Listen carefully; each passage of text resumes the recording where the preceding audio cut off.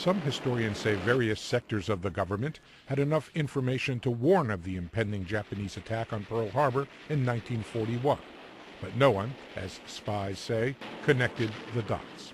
That led President Franklin Roosevelt to create the Office of Strategic Services to carry out espionage and sabotage in German and Japanese-occupied territories. 60 years after Pearl Harbor and billions of dollars spent on intelligence, the United States was the target of another surprise attack on September 11, 2001. The debate over the failure to intercept that attack continues.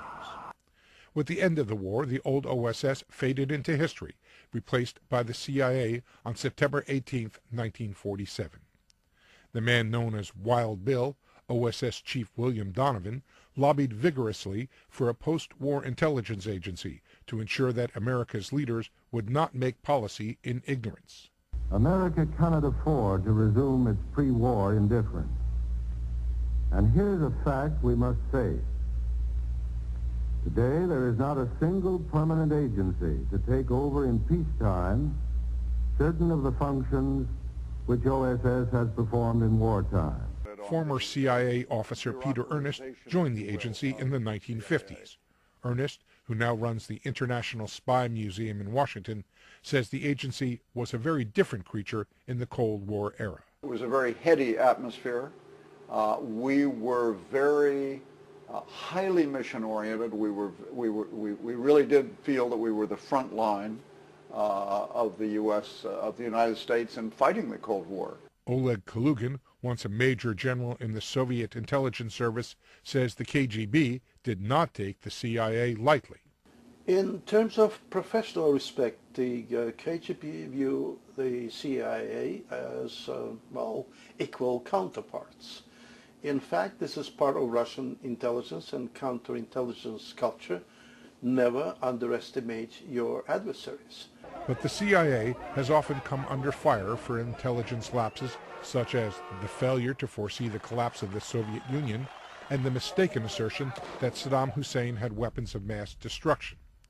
Most controversial were the CIA's covert actions, such as the 1953 coup in Iran that installed the Shah, or the overthrow of the Salvador Allende government in Chile in 1973, both by presidential order.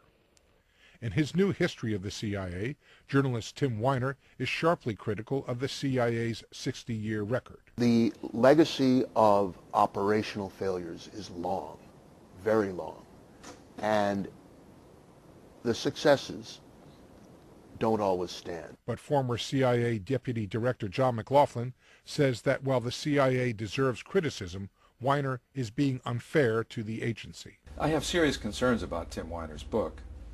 It could be subtitled Failures Are Us, because he looks at every single episode in CIA history and finds something dark about it, something that is a failure.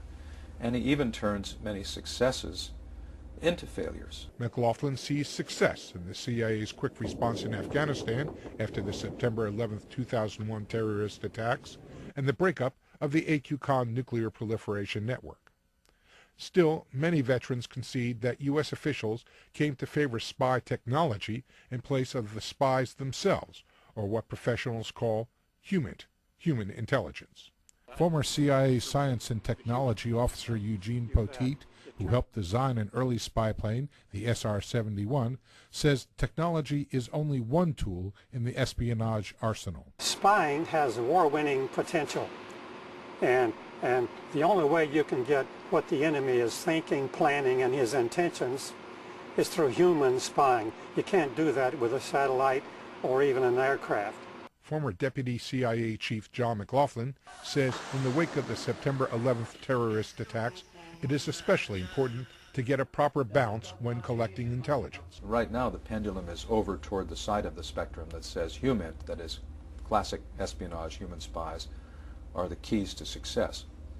But we have to be careful not to do that to the exclusion of technology. Where we make a mistake is when we put all of our eggs in one of these baskets. Almost half of the CIA's current workforce was hired after September 11, 2001. This new computer-literate generation of analysts and field officers are now on watch, snooping with technology the old Cold War spies never envisioned. Gary Thomas, VOA News, Washington.